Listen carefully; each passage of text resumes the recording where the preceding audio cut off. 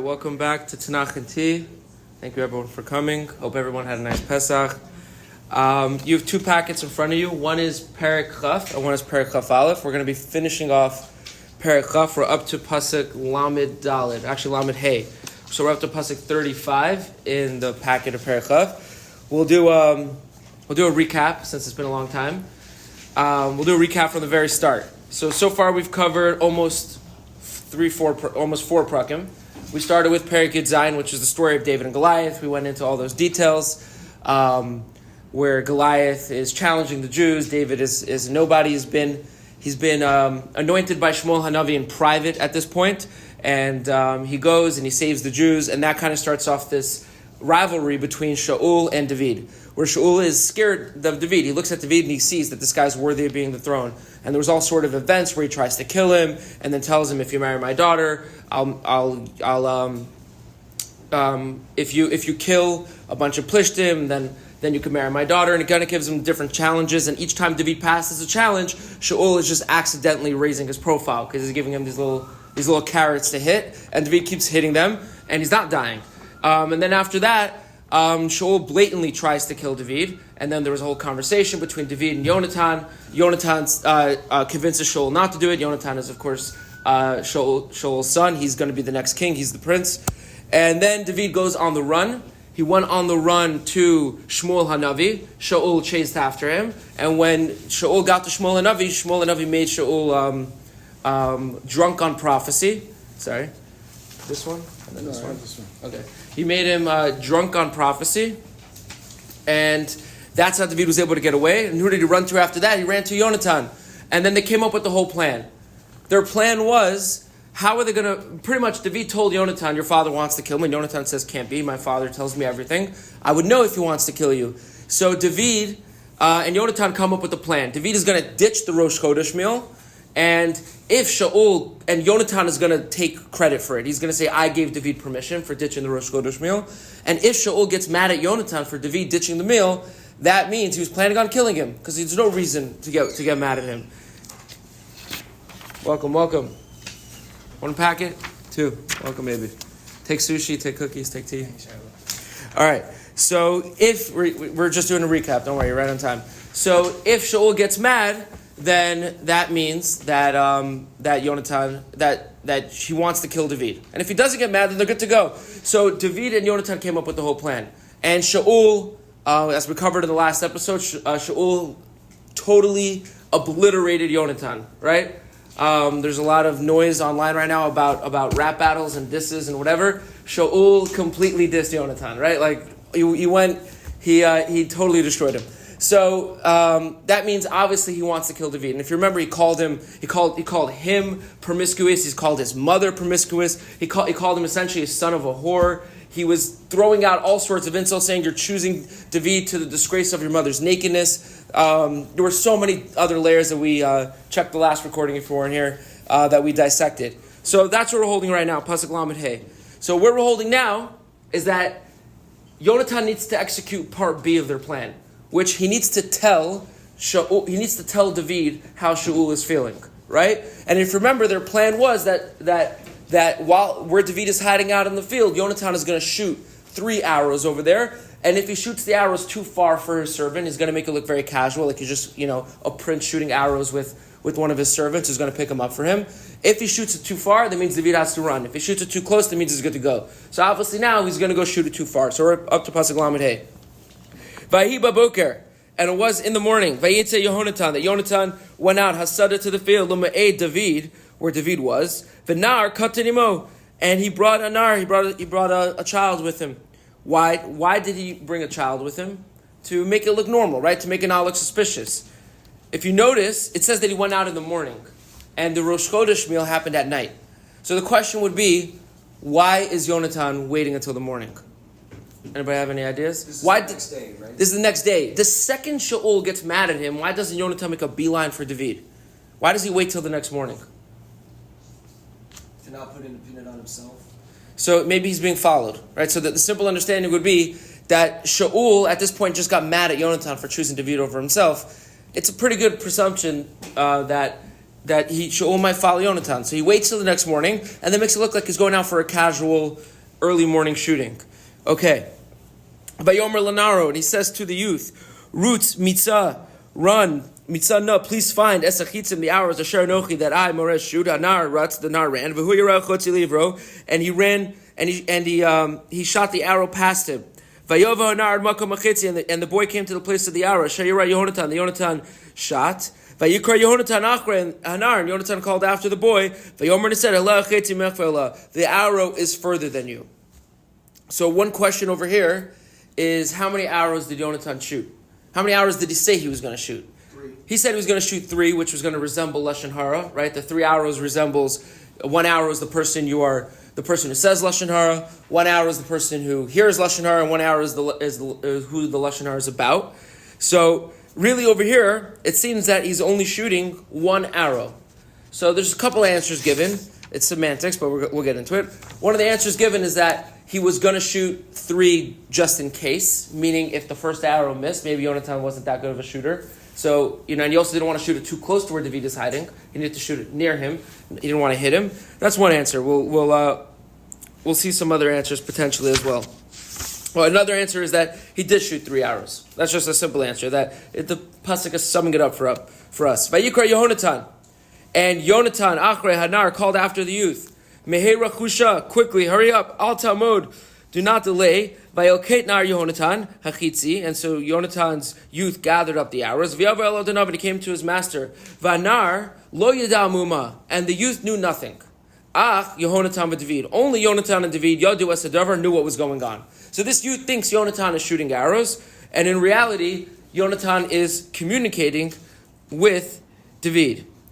So, as we said before, there's kind of uncertainty about how many arrows Yonatan shot, right? Kind of a little bit of uncertainty about it. So, one suggestion is that although he shot 3, the youth gathered them up quickly as if there was 1.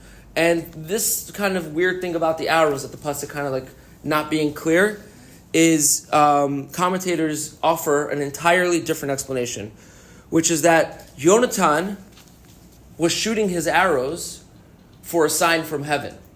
Meaning, there are times when man plans and God laughs. Right? Everybody's heard that phrase? Man plans, God laughs. Yonatan wants to take this into account. Meaning, he knows that Shaul got mad at him. He knows that according to basic thinking, what should happen right now? What should happen is he should tell David to run away. He should shoot the arrow further than the boy. But Yonatan wanted to run a test. He shot an arrow without aiming it. He wanted to waste an arrow without aiming it and see where it ends up. As a sign from Hashem, if the arrow does end up farther, then okay, everything's in line. But if it ends up closer, then maybe that's a sign from Hashem that while Shaul wants to kill him, he won't be successful, and therefore David shouldn't run away. So there's another answer given over here that kind of the confusion about the arrows is because Yonatan is using some of these arrows as a sign from Hashem, which personally, when I see this, it's interesting how these characters in Tanach communicated with Hashem, not with prophecy, but with everyday things. It's like you can talk to Hashem if you just pay attention to the little things. And even Yonatan, we see kind of like even tests Hashem. We've seen him do this in the past, where he'll be like, if this person says this to me, then that means Hashem is with me. And if he says this, that means he's not. And like the sentence will be the exact thing, right? So we've seen David and Yonatan both do this. I think it's a pretty powerful lesson. Vayitain Yonatan. So Yonatan El Kelev gave his weapons Al Hanar to the youth, Asher Lo. V'yomer and he said to him, Lech v'ya'ir, bring him back to the city. Hanar ba, and when the youth left, David got up, Me'etzal Negev, from the southern side from the rock over there, wherever he was hiding. Vayipol la'apav arza, and he fell on his face. V'yishtachav v'shalosh pam, and he bowed to Yonatan 3 times. Vayishku ish esre'eu, and the 2 friends embraced. Vayivku ish esre'eu, and they cried. El ad David hagdil, until David's crying exceeded. Okay. There were 2 parts to Yonatan's plan. Part 1, the truth is, part 1 was David's plan.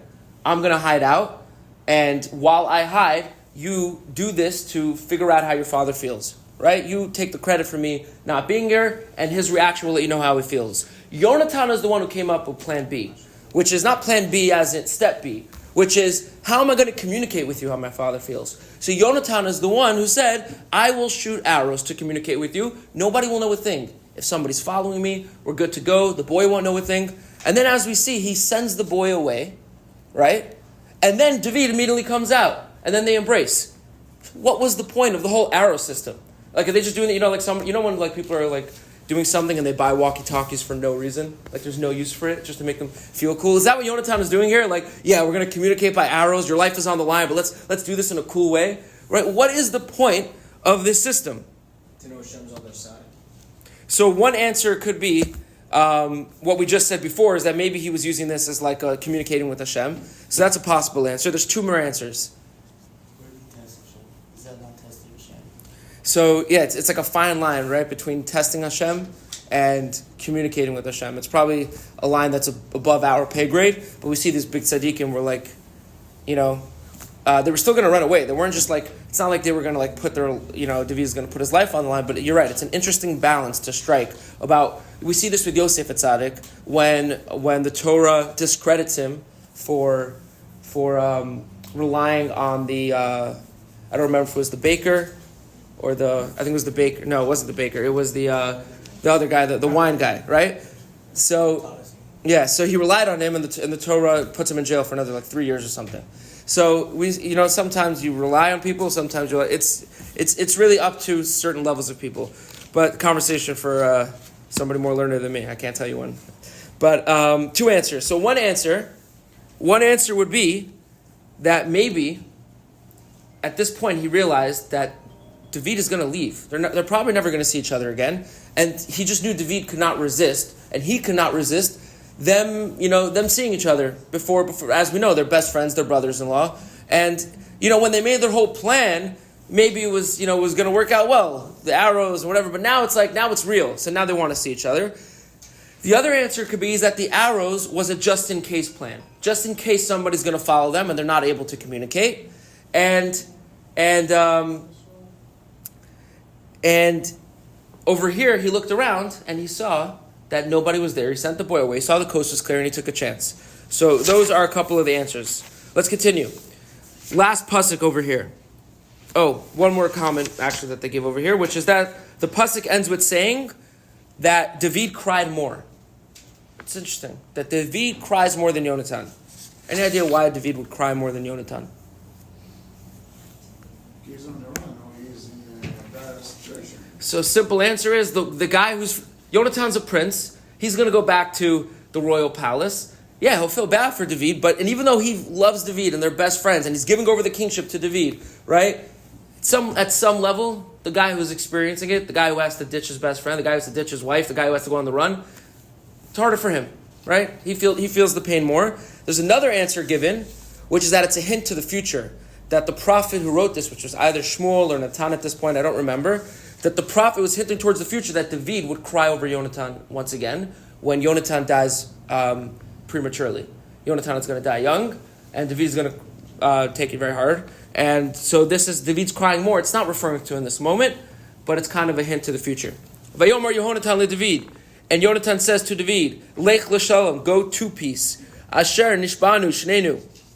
We have sworn, both of us, Anachnu b'shem Hashem, in the name of Hashem, Lemar, saying, Hashem, yeh beini v'necha, Hashem will be between my children, your children, ve'zari ve'in zarecha, my descendants, your descendants, ad olam, forever. So, Yonatan is telling him, don't worry, things will work out. The fact that we've sworn in Hashem's name, we have Hashem on our side, you're going to go to peace, things are going to be well, he's kind of reassuring him.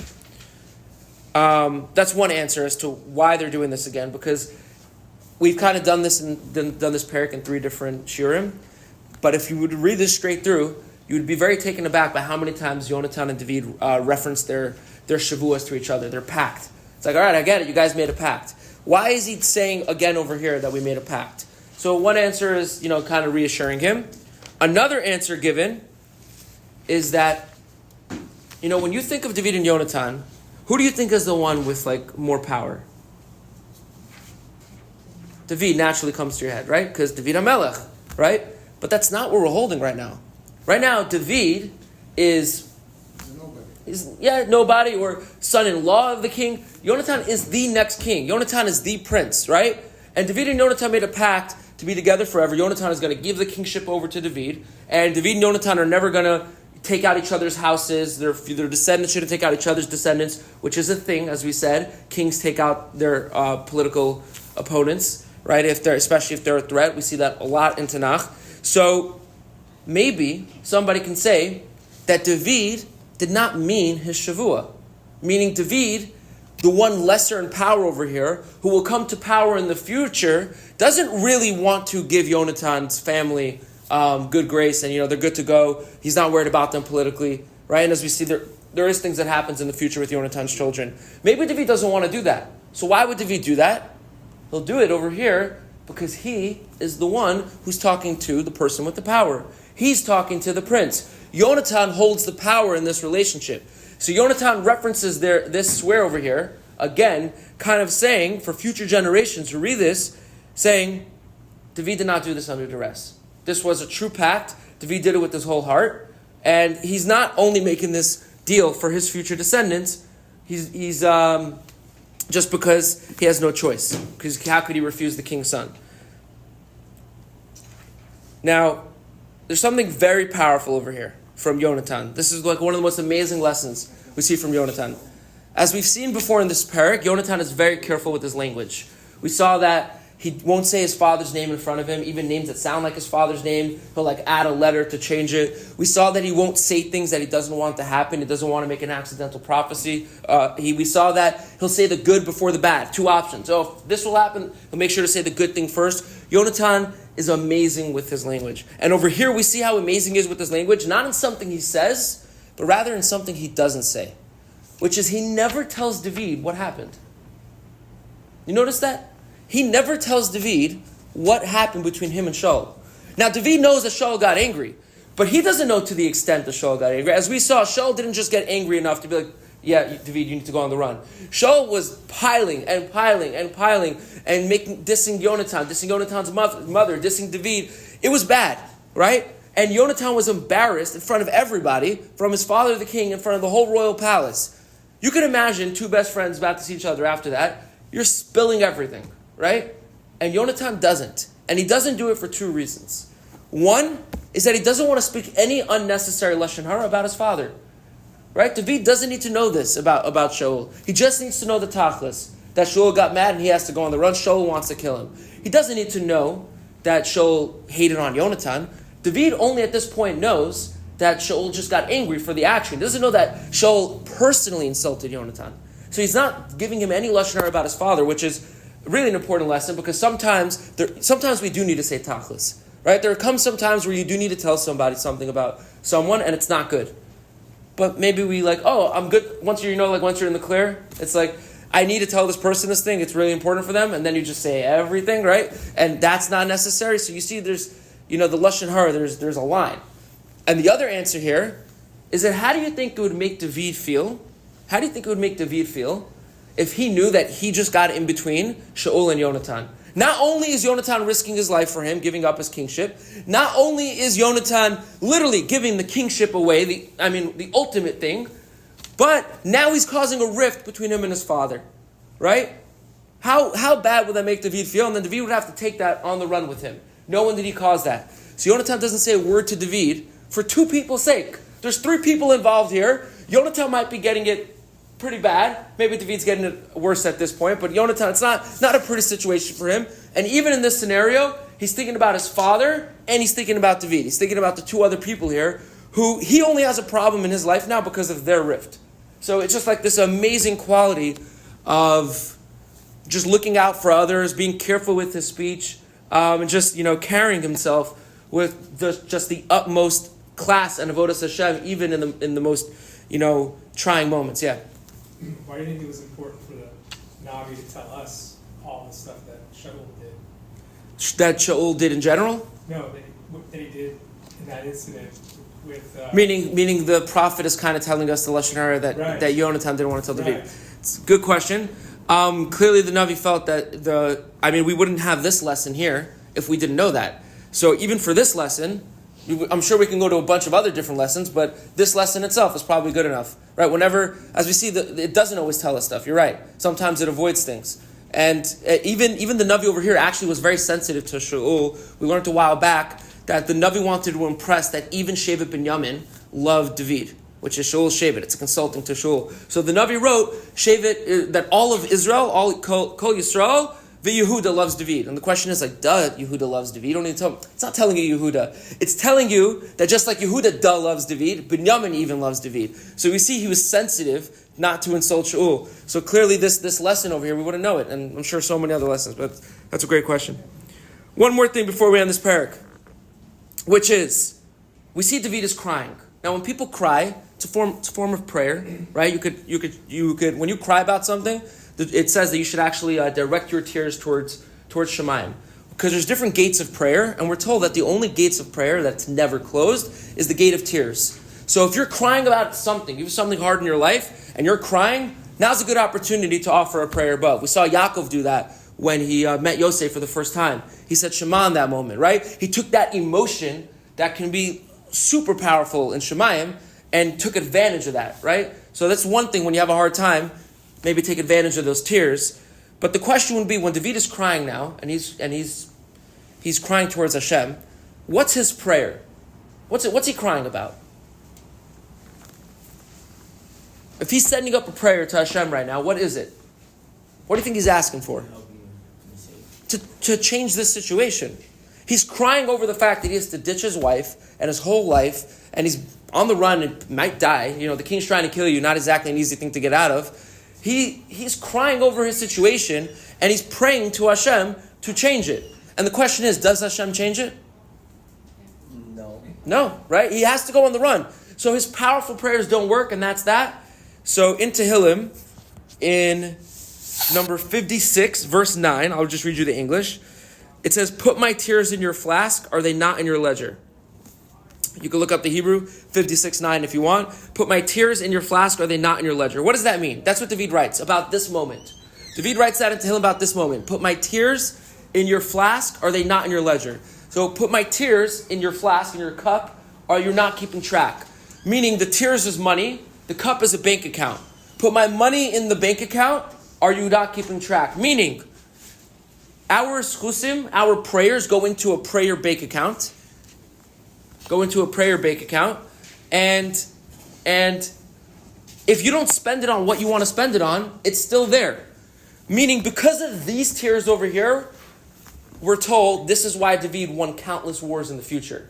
Meaning the money that he spent on, so to speak, the spiritual money that he spent on getting out of this situation, got him out of 3-4 other situations in the future of his life. Meaning when you daven, what? You don't decide where it goes. You try, you go, Hashem, I'm putting prayers towards this, right? Let's say a person's chas v'chalila, somebody's sick, and everybody's outpouring prayers. What happens? The person dies. That's it? The prayers go nowhere? It's in the bank account. Hashem said, nope, I'm not letting you buy it. But you still deposited it.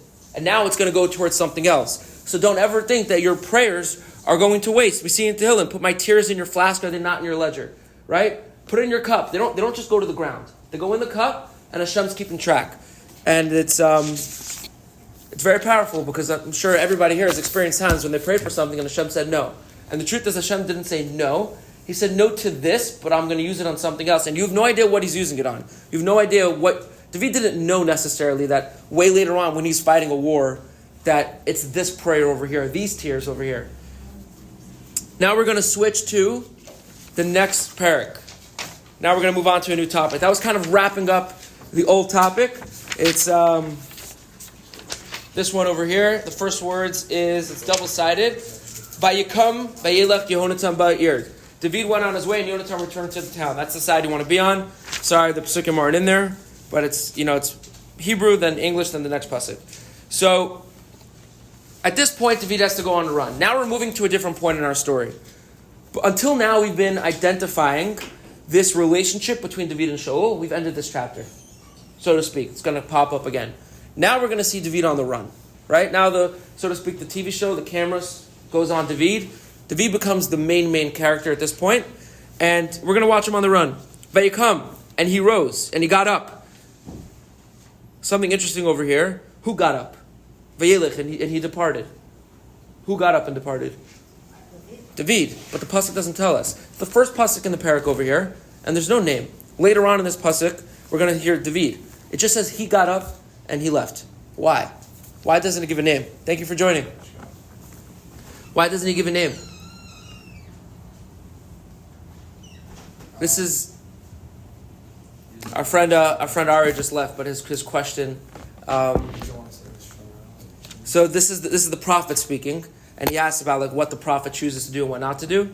And this is another point. If you would have stayed for another minute, you would have heard it. So we'll have to send him the recording. But this is another point over here. Is that think about David's role over here right now. David at this point is going on the run into hiding.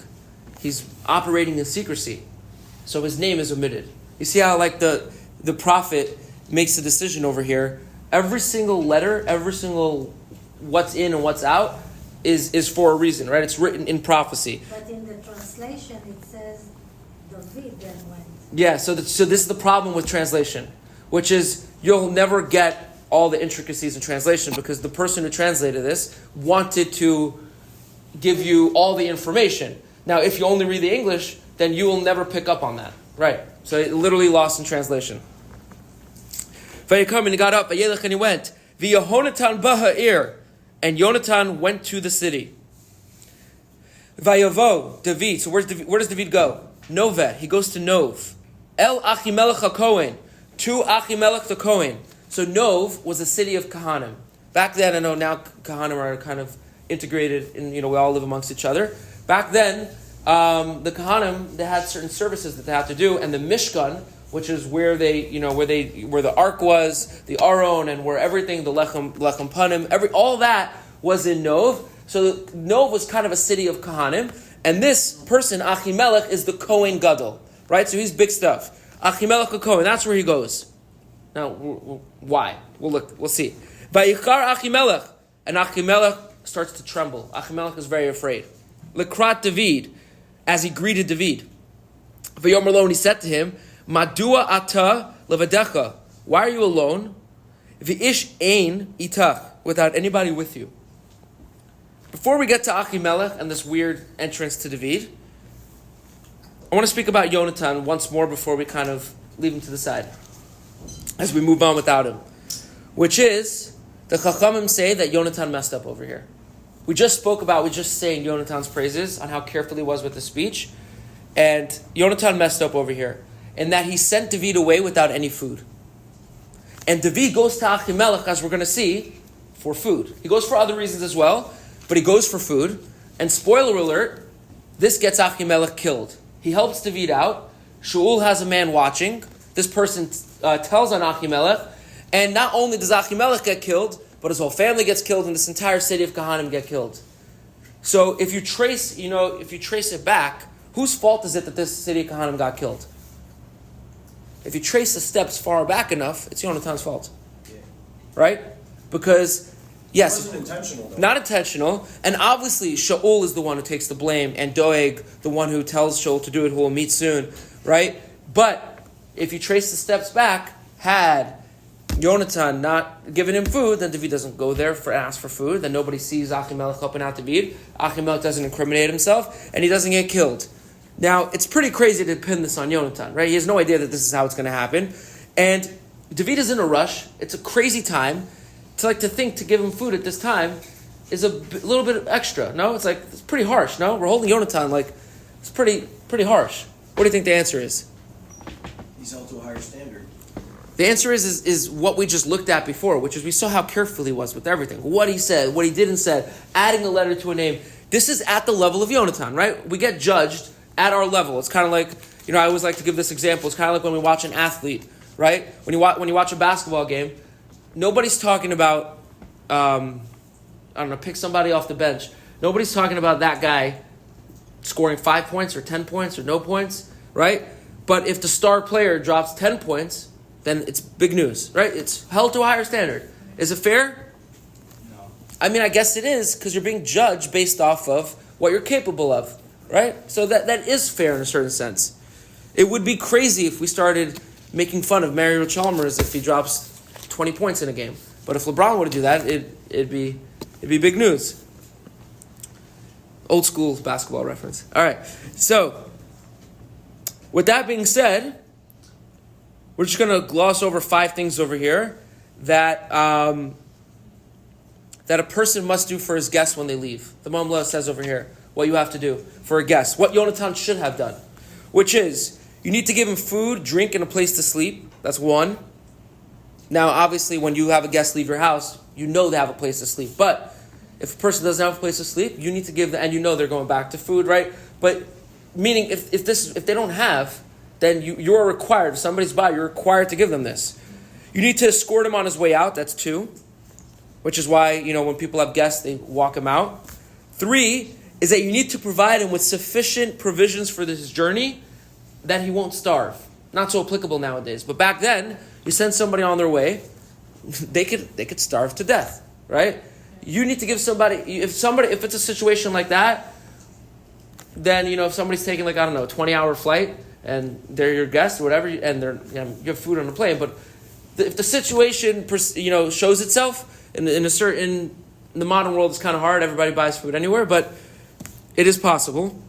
And the last one is that some say it's either 2 things. Some say that you need to depart the person with a gift. Another person says you need to bless him with the Kohen blessing on the way out. Bless them with shalom. Bless them with peace. That when a person leaves, you bless them with peace, which we actually saw in the last Pasuk, in the last Perek, that's how Yonatan blessed. Lech l'shalom. Go to peace. So when somebody leaves you, that's what you're supposed to do. Anyways, we gave one reason why David went to Nov. We said that he went to Nov for food. The other reason why he went to Nov, and this is going to be very important for what we're going to be doing moving forward, is that in Nov was the Aron, of course. That's the Kohanim had the Aron over there, which is like the holiest thing we have, which we don't have anymore. Not for a long time. But also the Kohen Gadol has the Urim V'Tumim, which is like the breastplate, which you can ask questions to. And we're going to see this come up a lot. It's very hard to relate to this nowadays. But back then, you could ask questions to God. And the Urim V'Tumim would light up, the Kohen Gadol's breastplate would light up, and tell you an answer, if you were worthy, and it wanted to give you the information. It has a way you have to know how to decipher it, but it was like all 12, there's different opinions as to what it looked like, but it was all 12 shvatim on it, different ones would light up, and it would give you the answer. David wanted that. That's why he went there, for food and for the Urim V'Tumim. Why? Because David was a prophet, but he couldn't choose when he's going to have prophecy.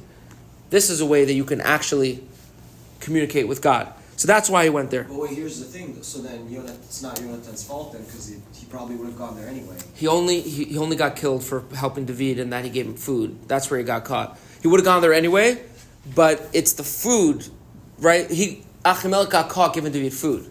Had David went there and just took the to him himself, and Hamelech was not involved, it's specifically the food that they spoke about. There's no actual recording of him talking to him about the Urim V'Tumim. It's the food that's the main reason, and it's the food that gets him killed. But great point. Now, what was Achimelech's reaction upon seeing David?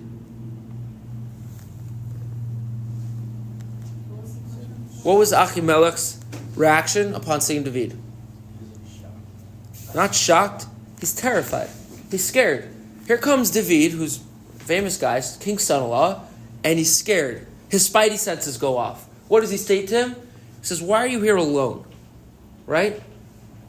Something is off about this. Hamelech doesn't know what, but it just feels like David is not... Something's wrong here.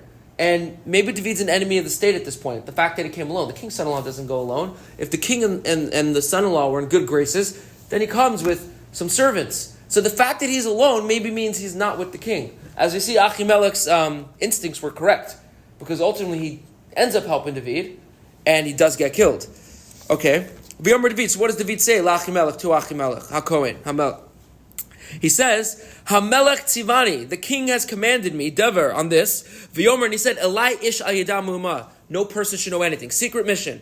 Esa Dever, this thing. Asher nochi, that Asher nochi shelechacha, that I sent you out. V'asher tziviska, and I commanded you. V'asanar midati, amakum, and the servants that are supposed to meet me there to help me out, they're at the place, Ploni Almoni, they're there already in such and such place. So David comes up with a pretty good excuse, right? So he says, secret mission, that's why I'm alone. Don't worry, me and the king are cool. I'm part of the king's household, right? Secret mission. Va'ata. And now, David's still talking. Ma yesh tachat yedecha. What do you have in your hand? Chamisha lechem tena biyadi. Oh, hanimtza. Give me 5 loaves of bread or whatever there is. Look at the way David is talking. He says, like, give me 5 loaves of bread or whatever there is. What does that tell you about David's current state? He's desperate. Starving. So now we kind of see the Yonatan sending him without food. It's not even just to getting him killed. Like, David was starving at this point, right? David was prisoner on the run. Getting food wasn't so easy. Now he says to him, give me bread. Now what bread is he talking about? So have you heard of the lechem panim, the showbread? The bread that like tastes like bread. So the lechem panim, there's a lot of different opinions onto it. We'll do like a basic what it was, but pretty much in the Mishkan, in the Aron, there were 12 loaves of bread to correspond to the 12 shvatim, and they would bake the bread for a Shabbos, and then they would eat the bread. The Kohanim only the Kohanim are allowed to eat this bread. The Kohanim would eat the bread from the week before, and the bread would still be hot and fresh. Meaning they wouldn't eat the new bread. They would eat the old bread from the week, and it was a miracle that pretty much the bread would sit there all week from last Shabbos, and then you eat the old ones, and they get replaced the next Shabbos. This special bread, different spiritual reasons, I'm sure why it's there. There's a whole thing, you pour incense and whatever, and then you replace them. Regardless, David is asking for bread, right? Now, do you think David's asking for this bread? Only Kohanim are allowed to eat this bread. He's asking for normal bread, or whatever there is. And we're going to see Hamelech is going to tell him, this is the only bread we have. We don't have normal bread here. We only have this bread. Okay? And by the way, David is here on Shabbos. So this is when the switch happens. Right? This is the switch that happens. David showed up on Shabbos, which he was allowed to. Of course, his life was in danger. Okay? Which maybe also gives us another reason why Achimelech's spidey senses went off. Him coming alone on Shabbos. If he's with servants, then maybe there's some important mission that the king sent them on that you're allowed to break Shabbos for. Okay. Now, a non-Kohen can only eat this bread if they need to. If like a situation like this. If their life is in danger. But ideally, you want them to be in the ultimate state of purity. Meaning, if their life is really in danger, then okay, eat it now. But if you can go to a mikvah or whatever, so we're going to see that come up as well. And let's. I just kind of gave you the preview to Achimelech's answer. Let's look at his answer. Pasuk Hey. Pasuk 5. Vayana Kohen es David. So the Kohen answers David. Vayomer, and he says, Ein lechem chol. There's no regular bread here. Al tachat yadi, in my hand. Kiyam lechem kodesh, but there's holy bread. Yesh im neshamar hanurim ach meisha. That is, if your youth that are with you have kept themselves from women, if they haven't been with their wives, if they went to the mikvah, they're in a state of purity. Right? That's what he says. Now he speaks to him very respectfully. He doesn't speak about David himself. He says, your youths. Are your youths good? Right? Now as you see, he is agreeing to give him the meaning Achimelech realizes that this is a bad situation, and David is able to eat the bread, but still, want to make sure they're clean. Vayan David at Kohen, and David answers the Kohen. Vayomer lo, and he says to him, Ki im isha tzura lanu. The truth is that we haven't been with our wives. Kitmo shlishim b'tzeisi, like whenever I venture out, vayihi kol hanaarim. And even the vessels of the youth, Kodesh, are holy.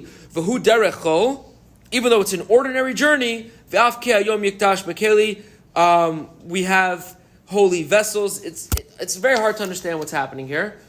This whole conversation is difficult to understand because we don't operate today with Tumah and Tahara like this. But back when they had, with their lives, it was like with the Beis HaMikdash or things like that. There were things that were holy that only some people can eat. You could be in a state of purity. Your vessels could be in a state of purity. Your items could only be used for certain things. Now, what's interesting here is that David assures Achimelech that they're clean. And he says to him, the reason why he has to assure him is because a husband is commanded to be with their wife the night before they leave, before they go out of town. Meaning if a husband's going to leave their wife, they need to spend intimate time with them. They need to give their wife love and affection before they leave. So Achimelech's concern is legitimate because he knows David has just left his wife, and the normal thing in that scenario is that they spend time together.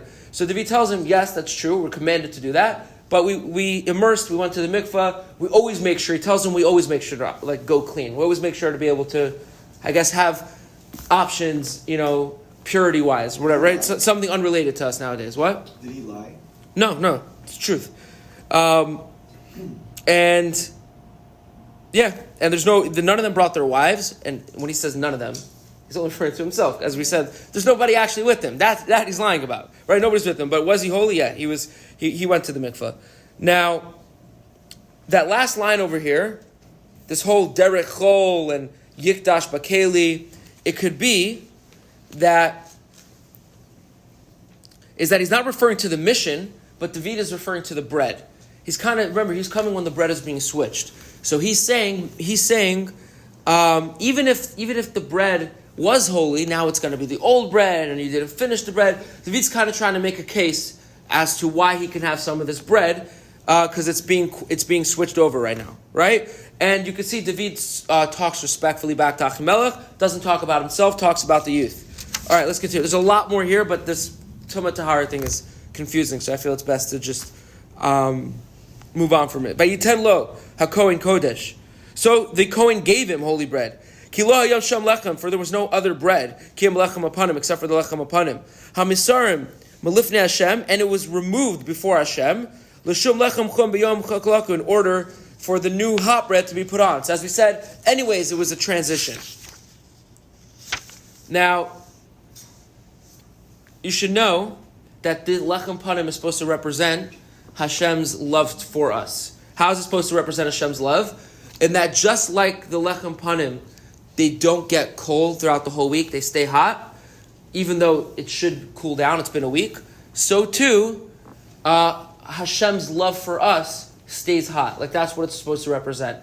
And that even though we might think, we're so far removed from the Avos, we're so far removed from David Hamelech, we're so far removed from this and from that, from the Beis HaMikdash, the bread stays hot even though it shouldn't. Hashem's love for us, that's what the lechem panim represents. That's one of the things. Pasuk ches. V'sham. Now here we go. V'sham. And there, Ish me'avdei Shaul. Now one of Shaul's servants was there. Bayom hahu. On that day. Netzar lifnei Hashem. Held back from before Hashem. Ushemo Doeg ha'adomi. His name was Doeg ha'adomi. Doeg the Edomite. Abir hara'im asher l'Shaul, the chief of Shaul's shepherds. Shaul's chief shepherd. Here's the person. Out of all people in Tanach, I don't think there's anybody David hates more than this guy. David hates this guy. And you're going to see why. And he's responsible for getting everybody killed. He's responsible for egging Shaul on to keep on chasing David in the future. This is like, remember Yonatan got mad at Shaul's advisors for like pushing him in the wrong direction? This is the main guy. Doeg ha'adomi. Bad guy. Now, complicated guy, because they call him, and by the way, as you see, why is the Pasuk is going to go back to the conversation over here, but the Pasuk is roping us in now, that there's somebody watching, right? Shaul has a man here watching. It's important information. This conversation is being seen. We'll finish this Pasuk and then we'll stop. Let's just kind of intro Doeg, and then we'll stop before things get crazy. So, it calls him the chief shepherd. Now, that can mean a couple things. It can mean very simply that he's literally the chief shepherd. But there are Mefarshim that tell us that he was the head of the Sanhedrin. Meaning chief shepherd, meaning like in charge of everything. Head of the Sanhedrin means that he is huge rabbi, super learned in Torah. In that generation also, right? With all these tzaddikim rolling around, this guy's the top of the top. And yet, in my intro to you, I just told you how much David hates him and how much he got people killed, right? That is why in Tehillim, if you look at Tehillim number 52, I'll read you the English. David says the following about Doeg. He says, he complains about Doeg's treachery and curses him and says, likewise, God will destroy you for eternity. He will annihilate you and sever you from the tent. Behold, this is the man who did not make God a stronghold, but trusted in his wealth. Now, what does his wealth mean? So, to the Mefarshim say, David is essentially saying the following. Why pride yourself with evil, O mighty warrior? You are mighty, wealthy, and head of the Sanhedrin. How can you perform evil? Is it a sign of might to see one's fellow standing near a pit and push him in? Is it proof of strength to see one's fellow on the edge of a roof and push him off? On the contrary, might is extending a hand to one's fellow who is falling into a pit. It's raising him from the pit once he's fallen there. But you see Shaul growing angry with me and do nothing but make matters worse. So, as we can see, even though Doeg was so great in Torah, he let it get to him, and his midos were not in line, right? There's more that David says about Doeg and Tehillim, but as you can see, he doesn't really like him. But speaking on the topic of disses, this is like an actual diss. Like it's like literally written out. It's like literally a poem, right? So this is David's rap diss to Doeg, who never responded. So another answer is that Doeg was actually the chief shepherd, that he wasn't the head of the Sanhedrin, and rather, when you have animals, you need to bring the firstborn of all your animals to the Kohanim. They get it, right? So too with children, this is why you have a pidyon aben, which is you're buying it back from the Kohen. So Doeg was the chief shepherd of Shaul, so he brought all the Bechorim of Shaul's livestock to Nov, to the city of Kohanim. That's why he was there. And the line over here, Netzar Lifnei Hashem, he was held back before Hashem, meaning, what does that mean? Meaning, he came on a Friday, and when you bring stuff to the Beis HaMikdash or to the Mishkan, you need to stay overnight. You can't just bring stuff. When you bring the carbon Pesach, you have to spend the night in Yerushalayim. You bring any carbon throughout the year, you need to spend the night there. Once he spent the night there, he was held back before Hashem, meaning he couldn't travel, because it was Shabbos. Meaning, had it not been Shabbos, Doeg wouldn't even have been there anymore to see this conversation. So you kind of see how providence, the hand of Hashem works, is that Doeg is only listening to this because Hashem kind of crafted it this way. Now, before we end, we'll just talk about why Doeg is called Doeg HaEdomi, Doeg the Edomite. Now, what do we know about Edomite? What's Edomite? Edom, which is Esav. This is a Jew we're talking about over here. It's called Doeg HaEdomite. Bunch of reasons given.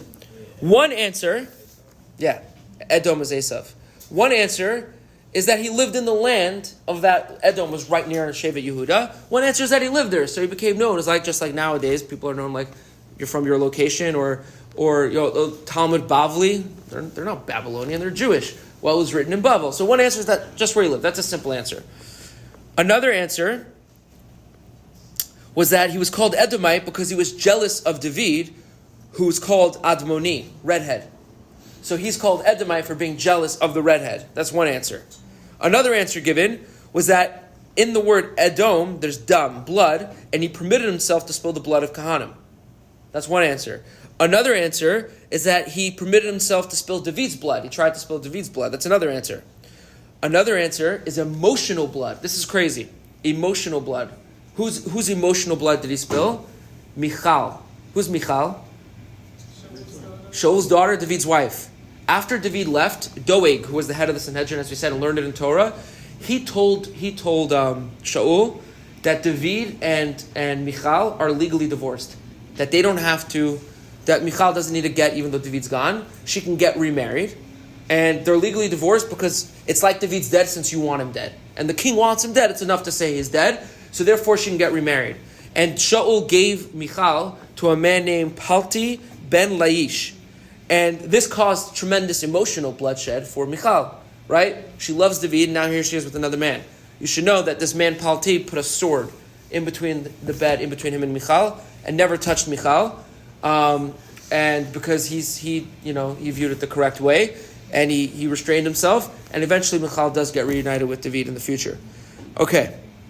Another answer is that mi'adim, that he made red, right? Adomim, mi'adim, he made red the faces of all Torah scholars. Meaning this guy was so great in Torah that he embarrassed other Torah scholars.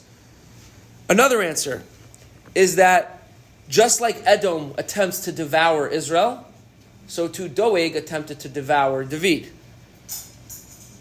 Another answer, last answer, is that he's called the Edomite because he behaved towards David like an Edomite, with traits like being vindictive, malice, hatred, meaning traits that the Torah says, go to Esav, that's how he acted. So therefore, those are all the reasons why he's known as Doeg HaEdomi. As you can see, not the greatest nickname that was given to him, right? But also Doeg is not like the perfect name, it's warriors, like he has... So you see, it's a prophecy in his name, which, as we see, that happens a lot. Sometimes there are people with awesome names like Avshalom, who tries to kill his own father, and his name is Peace, Father of Peace. Anyways, one last thing: as soon as he saw David, David says in the future to Ahimelech's son. when he sees Achimelech's son who escaped, and he says to him, I knew on that, he takes blame for his father's death, and he says, I knew on that day when Doeg Adami was there that he would surely inform Shaul. So he says, it's my fault because I saw it happening. I saw Doeg there. So we'll stop over here. Where we'll continue next time in 2 weeks is that Achimelech is going to help David out, and then David's going to continue on his way, and David's actually going to get captured by Goliath's brothers. That's what we're going to see next time. That's kind of the beginning of David on the run. Goliath's brothers capture David, and as you can imagine, they're not too fond of David. All right, thank you for joining. Thank you.